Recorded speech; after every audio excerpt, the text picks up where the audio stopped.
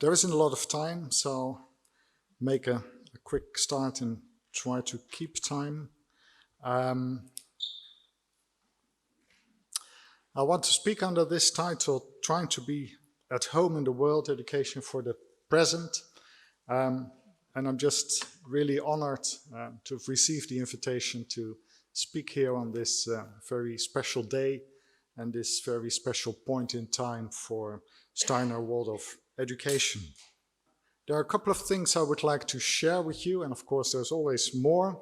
I'd like to point at what I think is the unique insight of Steiner Waldorf education, where I think it brings something to this bigger tradition of progressive education that I think is unique and that should not be forgotten, that is connected to a rather unique practice that I want to mention. I want to say that it's a real challenge not to forget this uniqueness in our world today. And I think that it remains important to claim or reclaim a space for that insight and that work. I come originally from the Netherlands, where Steiner Waldorf schools are called free schools. And I think freedom partly means to gain the freedom to do your own thing, and that was important work in the first 100 years. I think in the second 100 years, I also want to make a case for saying there is now a need to share this freely with the rest of the world and the future to come. That's basically the agenda, and in 40 minutes I would just say, fasten your seatbelts and let's see how far we can go. There is the question what education is actually for. And when you begin to look at that over history, it's interesting to see very different answers at different points in time. In ancient Greek, you can say one strong motive was to say education is about giving free men, and only the men with time and resources, even more time and more resources to become more perfect, an aristocratic notion of education. An important thing happened in the Reformation that I think we shouldn't forget in our European history, that suddenly the Bible became a book that everyone was allowed to read, which then raises the educational question, how can we make sure that everyone can read? The question of literacy, you might say, in contemporary times. In the Enlightenment, around the European revolutions that were mentioned, again a different motive emerges. You can say the motive to think freely, to think responsibly, to think for yourself, and also to have the courage to do that. In the late 19th century, still another motive emerges, that education should actually be something for everyone, not a matter of wealth, not a matter of gender, not a matter of social class. And then we find ourselves in 2019, and when we look around at the discourses on education, we see very different ones. We see countries obsessed by wanting to score high in PISA, countries that want to become as good as Finland, and you can probably add things to that.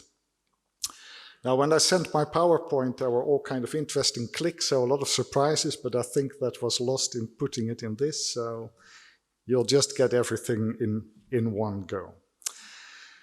When I look at discussions about education nowadays, I often wondered, has education lost a plot? Have we lost a plot? What is happening? An obsession in many countries with test scores, measurement, league table positions. And I think those developments, although I understand where they're coming from, and they often come out of good intentions, partly these historical intentions, at the same time lack something. They give me a feeling that there is also something not right with contemporary education. Now, of course, what we could do is say, let's get back to what education is for. But the answer to that question is not a universal answer.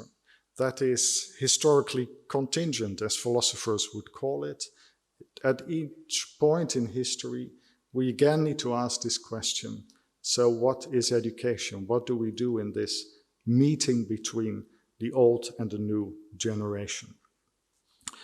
So how we see the task of education is not just a matter of looking at the future. It is also a matter of understanding our past and seeing with which parts of that past, that history, we wish to connect, or even more urgent, which parts of that history we should connect with. That raises the interesting question what relevant, you could say, historical markers for our time are. And you probably all have views and opinions about that. But I want to share one important point with you that I think also runs straight through the history of Steiner education. There is a brilliant essay with a brilliant title by Theodor Adorno, based on a radio interview he gave in 1966. And the title of the essay is Education After Auschwitz. And he starts with a very simple but profound claim. Die Forderung, dass Auschwitz nicht noch einmal sei, ist die allererste an Erziehung. The first demand upon education is that Auschwitz will not happen again. And he makes this point 20 years after the end of the Second World War. And when you look at the rest of the text, he says, this is actually so obvious that it's remarkable that we should even mention it. But here you can say he gives a very strong historical marker. But he is not the only author who makes that reference. And whereas Adorno says this should not happen again, and that's the first duty upon education, Primo Levi, with a text that's now at the entrance of the Holocaust Monument in Berlin, puts a slightly different spin on it and says we shouldn't forget that Auschwitz has happened and that therefore it can happen again. We carry this horrible possibility inside our own humanity. That brings us directly, you could say, to the question of human freedom, which I think is the central theme also of Steiner Waldorf education. We can call it the issue of human freedom, the task of human freedom, the riddle of human freedom, and perhaps even the mystery of human freedom. Because we do not really understand it, and yet every morning when we wake up, we encounter this mystery in its full presence. Now here you can say that Steiner Waldorf education does stand in a broader and older tradition. In education you can say the question of human freedom is a modern concern that indeed comes into view around the European revolutions, end of the 18th century.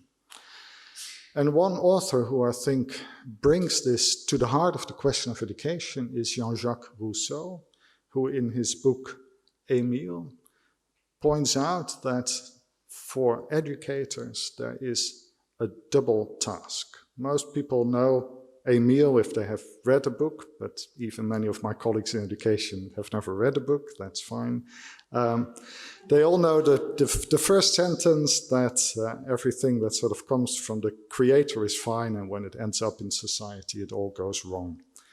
That seems to suggest that Rousseau is saying the main task of education is to keep all these societal influences away from the child. And there is a motive that we recognize in thinking about education, that we need to create space and time, you could say, for children to develop. But that's not Rousseau's point, because just as he says education has the duty to shield the child from too strong influences from the outside, he also says education has work to do to make sure that children are not overtaken by everything that comes from the inside. He calls that the passions. And the reason for this is that he said, in the middle between what pulls and pushes from the outside and what pulls and pushes from the inside, there is our human ability and task to, you could say, achieve sovereignty, to be able to stand up in the middle of all those forces. And that is where Rousseau puts the task of education. And I think when you see what he's trying to sketch there, it's still highly appropriate today. The question is, what is the status of this issue of human freedom, and how is it a concern for education? How can we work with this question in education? And this, of course, raises another question. Does education actually make a difference? I'm sure that all the people in the room would say, yes, of course, everything we try to do every day in our schools and in our universities and colleges of education, that makes a difference. That's really important. But when we look honestly at that question, you can say we are part of something else, because we all know that as human beings, we are natural beings, biological beings, so there is a lot of that comes into the mix. We know that there are all kind of other influences from the outside world that also influence and shape who we are. So what is this component where we can do educational work? This is actually a question that was asked very nicely in a book by a German education professor, Dietrich Benner, and he poses the question in this way. What's the contribution of nature, of nurture, and education? Now, if you believe sort of in justice, you would say it should be 1/3, 1/3, 1/3. Yeah, it's equal part. But we know the universe is not just. And when you begin to look at these questions, I think particularly nowadays, you see that some people are claiming a bigger and bigger and bigger share, particularly for the nature. They say it's all genetic, 98%, someone has claimed it's genetic. Then a lot of influences from the outside. So this space for education becomes a bit smaller, you could say. So what is that space? Now, before I show you Benner's answer, I want to bring that in a context, looking at two events. You may recognize this lady. This is Rosa Parks, who in 1954, if I remember it correctly, boarded a bus in Lincoln, Alabama. And in the bus there were clear signs, white forward, colored rear. Remarkably, I found this on eBay, so you can still buy these signs actually. Something strange happens there, because you can say there is a very clear message here, but Rosa Parks, as you probably know, didn't respond to that message. So if you think that education is about literacy, then you can say something really went wrong with the education of Rosa Parks, because there is a clear message and she is unable to decode what went wrong. Here is another historical example.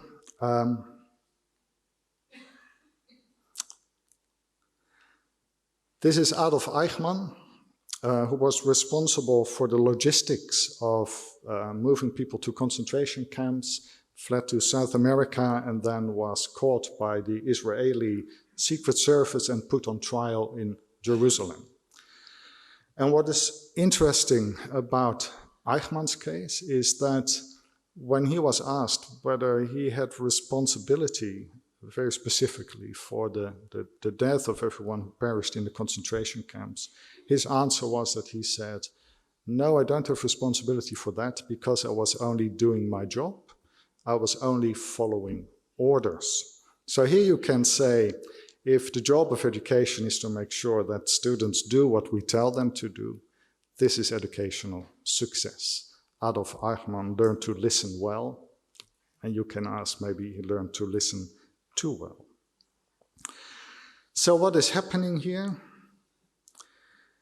It comes into perspective when Benner formulates his remarkable answer to the question, what is the contribution of these three, nature, nurture, and education? And he says, actually, nature and nurture together are always 100%. First time I read it, I just couldn't process it. And then I thought, this is strange, because here's one of the most important professors of education in Germany, and it looks like he throws education away. Actually, he doesn't. He brings education to the place where I think it belongs. And this is maybe the first point I'm trying to make here. He says, education is not concerned with all these influences that make us at this point in time who we are. Education is interested in a very different question. The question how out of all that an I can step forward. And you can say that's the question of freedom and sovereignty. And that question, Benner reminds us, is a question of a very different order. And these two orders cannot simply be collapsed onto each other. So he says that the work of education is not about this question which natural and social factors determine how we become who we are. It's a real question, we cannot deny that, but it's not where our focus as educators should be. He comes with a very nice German phrase, actually coming from Fichte, where he says what we do as educators is in all kind of ways the Aufforderung zur Selbsttätigkeit, difficult to translate, summoning to self-action, which is not that we say to our students, be yourself, but that we say, be a self, be an I. That, I think, is at the heart of the work of education, if it understands that it stands in a history where freedom matters. So Benner's book is 400 pages of German. I sort of lost the plot halfway because this is really hard stuff. But if you want to go to the core of what it is, it's actually very simple. What we do here in education is that we constantly knock on the door of our students and we ask, is anyone there? And that's the most simple but also the most difficult question for all of us to engage with. That you can say is the work of education. This means that the educational question is an existential question, not in French existentialism, but in the literal sense, it is the question about how we exist, how we try to live our lives. So this is not the question of identity, which is very popular in many educational discourses. You can say that's the question of who we are, which can be a very important question. But there is always another question coming after that question. Even if we manage to find out who we are, I'm still not there, I have to confess. There is the other question, how we are, how we try to live our lives, how we try to exist. And we cannot say that we will postpone the answer to that question until we have figured out who we are, because then we will never really engage with this question.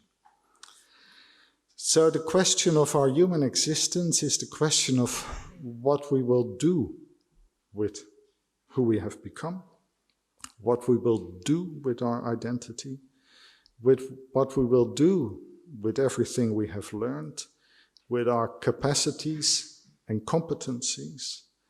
But the problem is, we are never in a perfect state, and still we are called upon to do things.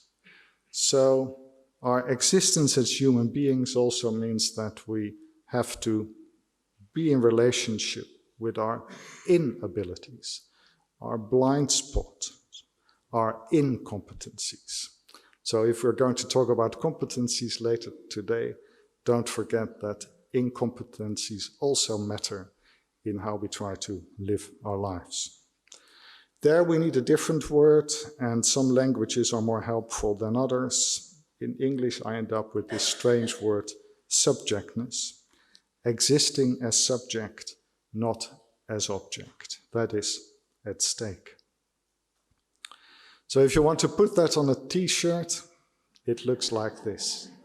The educational question is the question of the I. But I realized if you put that on a t-shirt, you end up with something really strange at the bottom of that. So not good. But what is this about? Very nicely, a colleague of mine in the Netherlands, Annemiek Zwart, was in a school with young children, and they were talking the popular language of policymakers that say, oh, we need to focus on learning outcomes, and we need to measure learning outcomes, and the whole thing. And then suddenly there was one boy who picked this up and said, wait a minute, the outcome, that's me. And I think he got more of what education is about than everything that was happening around him. So the education question is the question of the I, but never the I for itself or on itself, but the I in the world. Because the world is the place where we can exist. That's why I like to emphasize that for me, education can never be child-centered or curriculum-centered. And actually you see that discussion going on and on and on, and it never resolves itself.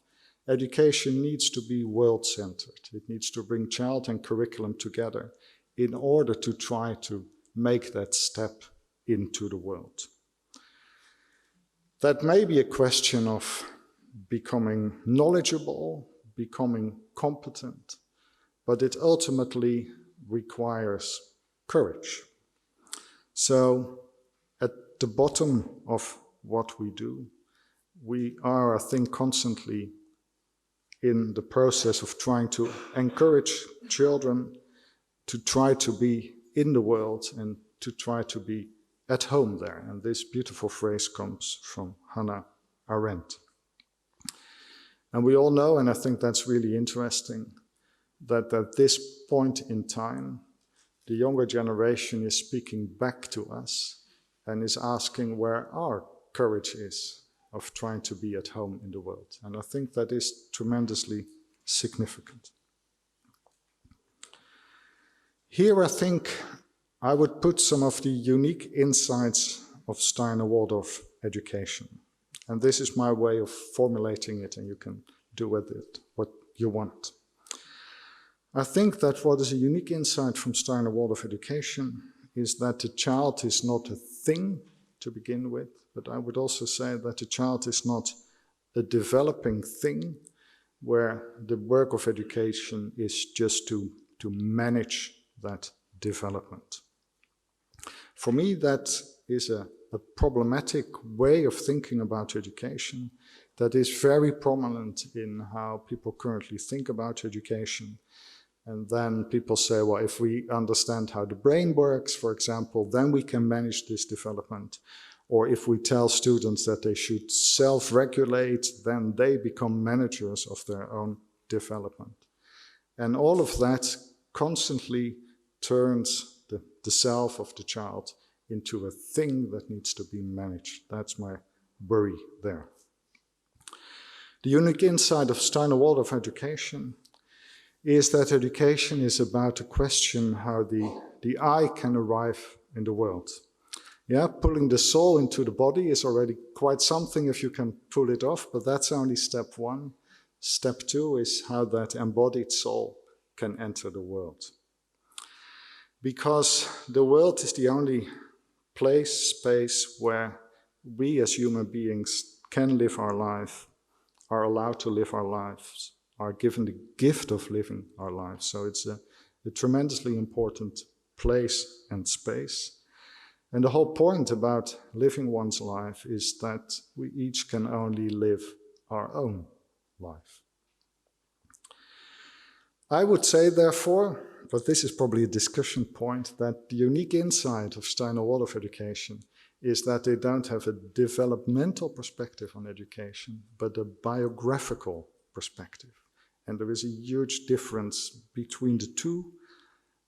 And it's not the words that matter, but it's the difference that I really want to put to your attention. When you see that point, and you look back at what happens in Steiner schools, you encounter a unique educational practice.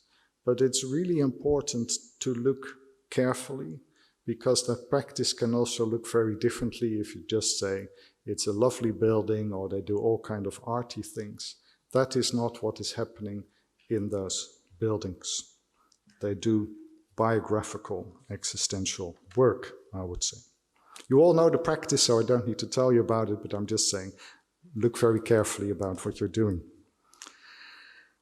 Steiner Waldorf education is also very simple, and that makes it such an easy job. It is simple in its principles, because if you ask me what lies at the basis of that beautiful, complicated educational work, there are two principles: incarnation and freedom. What does incarnation mean? Literally, it means coming into the flesh, but then, as I've said, the flesh needs to get into the world. So the first task is this world-centeredness, to help the next generation to take that step into the world and have the courage to try to be there.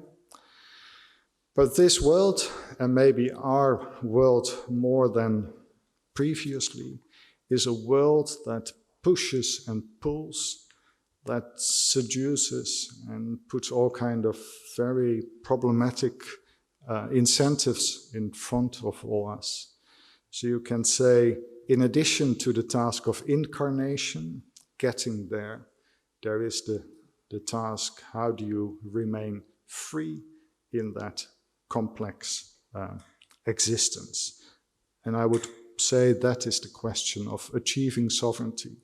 And that's not something we can tick off at the age of 18 or when we get a diploma. That is a lifelong challenge. Philippe Mérieux, a brilliant French educational scholar, also points at this double dynamics. The work of education is to engage and to liberate, to connect and then to find freedom in that connection. That has nothing to do with all the educational research that is looking for what are effective interventions to produce measurable learning outcomes. This is risky work, and I've suggested this risk is fundamentally beautiful because it has something to do with how we as human beings can appear in this world. And if you get what I'm trying to say, this is risky work because the I is not a thing that can be produced through interventions. Ultimately, the I is the work of the self. And the best we can do with our students is to encourage them not to forget that they carry that fantastic possibility inside themselves. For me, this works much more at the level of desire. So I've tried to put it in language by saying what we're trying to do there is to arouse a desire or keep a desire alive for wanting to exist in the world as subject. Now we're talking about an educational idea that is 100 years old and comes out of an even older history. So some people might say, come on, Steiner education, you've become old-fashioned, you need to update and upgrade. Isn't it time we bring Steiner Waldorf education up to date? Yeah, connected to all these, let's put it like that, seductive discourses like we should give our students 21st century skills for survival in an unknown future. We should make sure they achieve high in order to contribute to the knowledge economy. So what then with knitting, gardening, and eurythmy? Or maybe you could say our time actually is in urgent need of this, not because it is about the skill of knitting, but because knitting has biographical significance. Now that, and that's my third and last point, has to do with how we, from where we are, look around us and look at our time.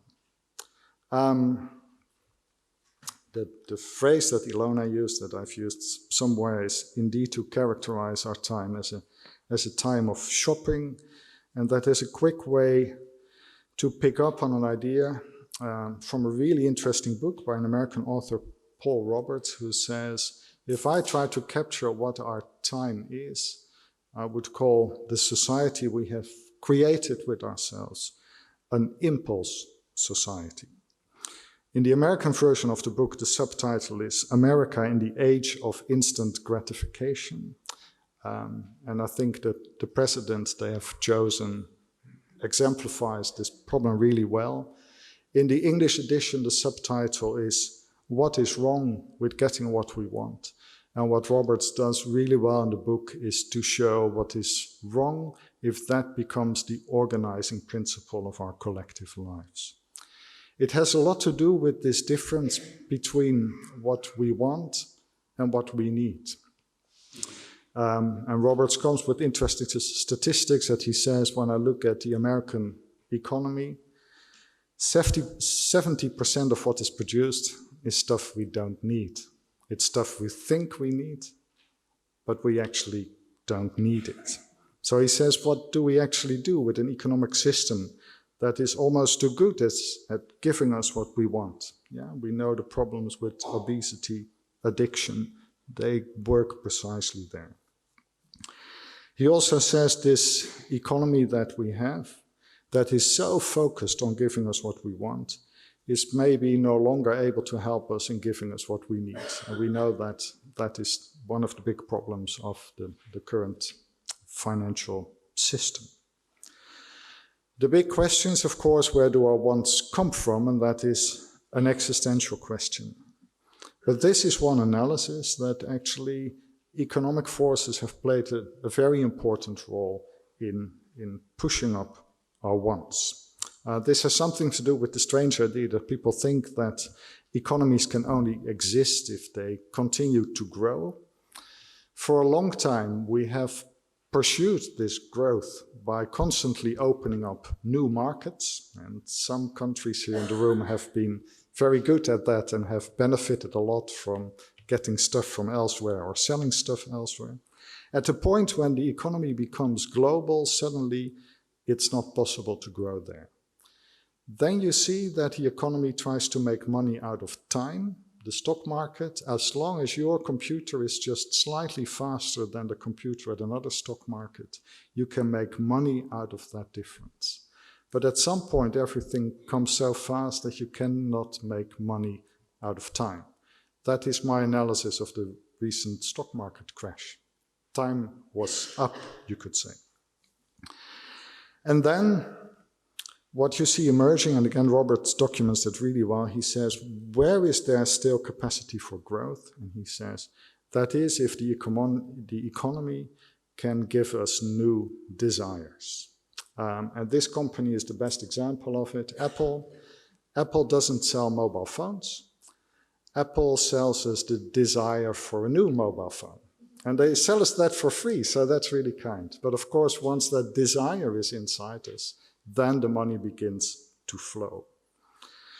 And there you can say we have created an economic system, and Roberts also shows that this has become the logic of the political system, where we have infinite desires and are constantly being told you should desire more. Roberts is not saying this is new. We know as human beings that desire is part of what we are. But he says what is new is the scale, that we have a society based on the logic of impulse, immediate, instant gratification.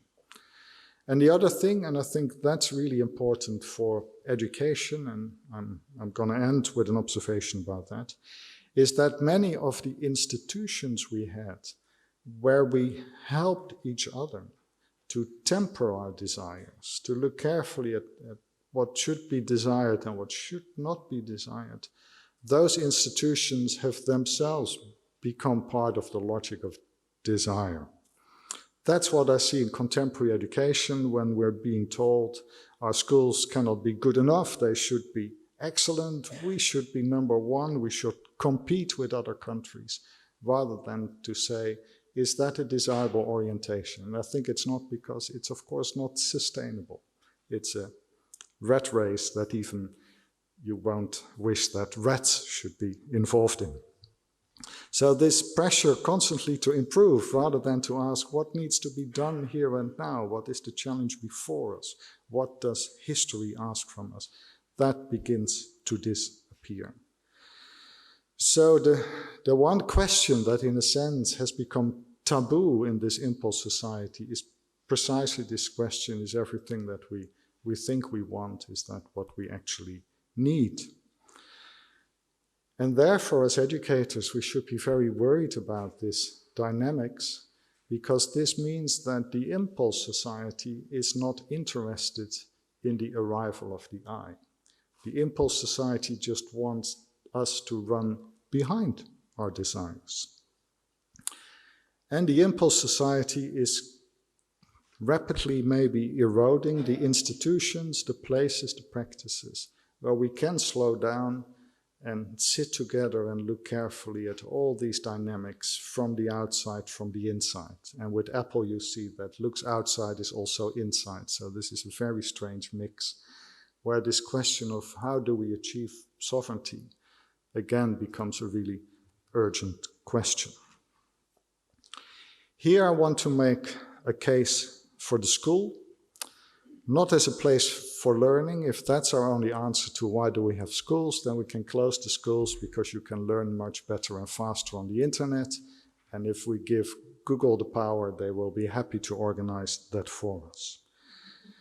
There is if you go back to the Greek root meaning of school, school, interestingly, actually means free space and free time. Time not yet determined by societal demands. Now, there is, of course, the scandal in Greek society that free time was only available to wealthy men, and that's where we are in a slightly different position now. But the idea of the school, not as a place where we should work hard to become competent and achieve all kinds of things, but school actually as the time we set free, the time we give to the next generation, precisely to work on this question of sovereignty, where you can meet the world, where you can meet yourself in relation to the world and work through that complexity. That, you can say, is an urgent reason why we need the school. But this kind of school, the school that understands that the educational question is biographical and existential. The school, you can say, is the place where we can try, fail, try again, and after that, the beautiful insight from Samuel Beckett, the only thing we can hope for is that we will fail better. But never put perfection at the end of the educational trajectory, because perfection, as we know from history, is a dangerous ambition. So that's what I wanted to share with you. The observation that, of course, you know, and time is running out, we live in impatient times where society constantly asks more from the school. And it often does that because it hopes that the school can solve the problems of society. And that's already a problem. Yeah, the problem of the workforce, the problem of citizenship, the problem of European democracy, the problem of social cohesion, it's all constantly pushed over the fence of the school. And then they say, school, if you can solve it for us, then we're fine. That's the logic that is strong in policy, where the question is constantly, what kind of school do we as society need? But particularly in those impatient times, we need to set time free. We need to emancipate time, you could literally say.